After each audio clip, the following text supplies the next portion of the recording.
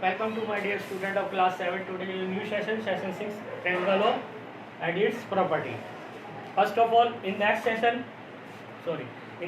we discussed median and centroid of a triangles. Yesterday we discussed worksheet 4. Now we discussed medians and centroid of a triangle. What is median? बेटे at page number 153 first box है, इसमें medians की definition mention की हुई है. What is median? A median of a triangle is a line segment that joining एक vertex to the mid points of the opposite sides. क्या कह रहा है वो? किसी भी ट्रायंगल में जो मीडियंस होती है वर्टेक्स के आए और सामने वाली साइड्स के मिड पॉइंट से मिल जाए, जाकर मिल जाए. So this is the vertex और this is the mid point. ये आई और इसके मिड पॉइंट पे मिल गई. अगर इधर से होती तो ये वाली जाकर मिड पॉइंट पे मिल जाएगी. This is also median.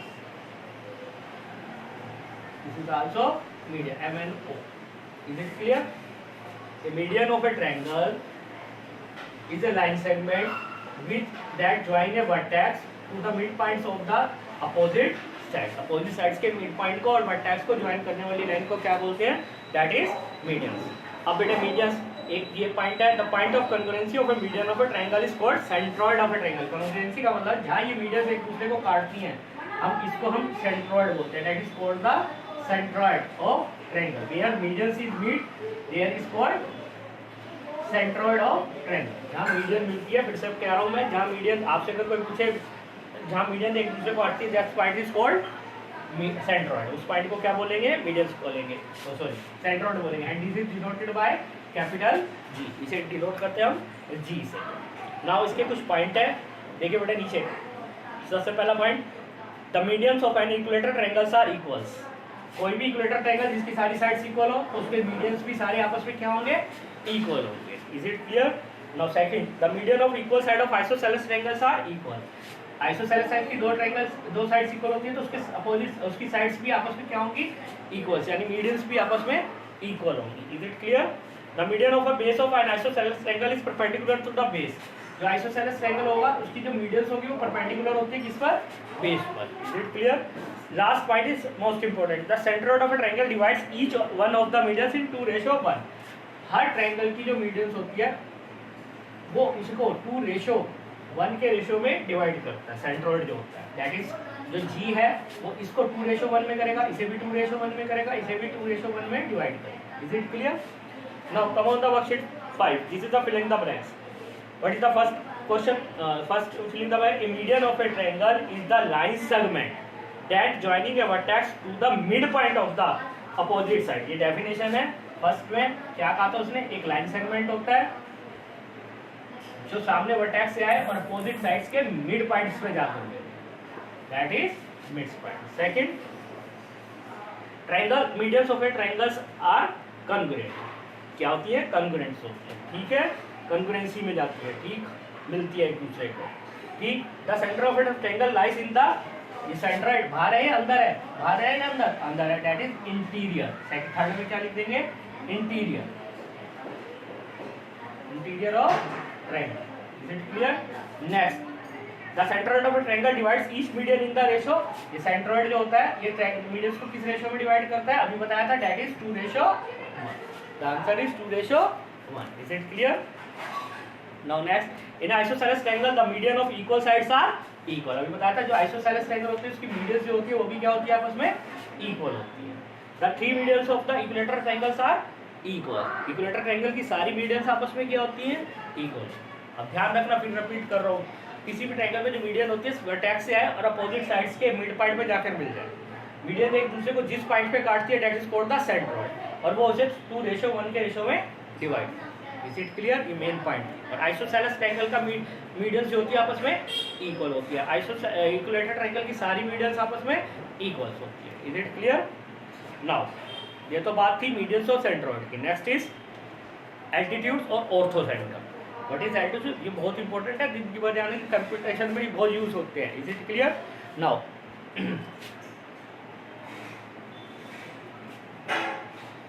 Come on the altitude and orthocentre. What is the orthocentre and altitudes? ये बेटे इसकी भी डेफिनेशन दे रखी है. सब डेफिनेशन आपने अपनी नोटबुक में उतारनी है. ठीक है, an altitude of a triangle is the line segment from a vertex to the triangle perpendicular to the opposite side. इसमें भी वही बात है, बस मिड पॉइंट नहीं है, दूसरे का वर्टेक्स से आए अपोजिट साइड पे परपेंडिकुलर हो, ये है परपेंडिकुलर यानी 90 का एंगल होना। ऐसे ही इधर से आए परपेंडिकुलर, इधर से आए दिस इज आल्सो परपेंडिकुलर। ठीक है, every triangle has 3 altitude, 3 altitudes होते हैं क्योंकि 3 वर्टेक्स होते हैं। वहां पे भी 3 मीडियन थी, यहाँ पे भी 3 एल्टीट्यूड्स है। देखिए बेटे यहाँ पे आ जाइए चौथे पैराग्राफ में, altitudes of triangle are congruent. Congruent यानी एक पॉइंट पर काटते हैं और उस पॉइंट को हम ऑर्थो सेंटर बोलते हैं, that is called the ortho centre. वहां पर मीडियन में क्या बोला था हमने, सेंट्रॉइड बोला था, यहाँ पर क्या बोलेंगे, ऑर्थो सेंटर। ठीक है, it is denoted by O, capital O. यहाँ इन्होंने टी से नोट कर रखा था, टी से नोट कर लीजिए आप। ठीक है, T is ortho centre of a triangle ABC. Is it clear? Now इसकी भी कुछ बातें बेटे, ये 5 बात क्या रखे, क्या क्या, the altitudes of equilateral triangles are equal. वही जैसे मीडियन थी इक्विलेटरल ट्रायंगल की तीनों, तो एल्टीट्यूड्स इसमें भी क्या होगी, आपस में इक्विलेटरल ट्रायंगल की इक्वल होंगी। The altitudes drawn on equal side of isosceles triangle are equal. वहाँ पे भी यही बात की थी कि मीडियन आपस में आइसोसेलेस ट्रायंगल की इक्वल होती है, तो यहाँ पे भी इक्वल होंगी altitudes. The orthocentre of an acute right triangle in the interior. Acute के लिए जो ऑर्थो सेंटर होगा वो अंदर की तरफ होगा।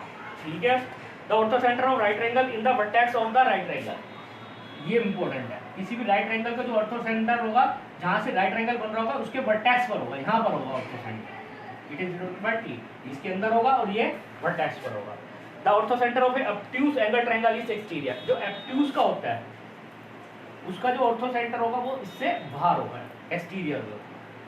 ये बातें याद रखने वाली हैं, कंपटीशन में यूज होती हैं बहुत, और वैसे भी आती हैं, क्लिक द ब्लैंक्स में भी आएंगी।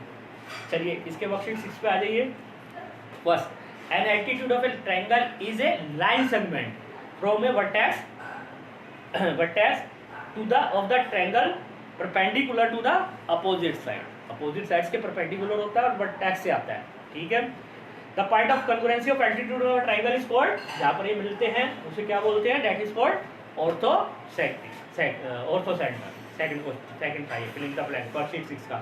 Now third, in a right triangle the orthocentre is on the vertex where the right angle made. ये लिखा हुआ है आपने, the orthocentre of right angle is the vertex at the right angle. जहाँ पर right angle होता है वहाँ पर होता है। Is it clear?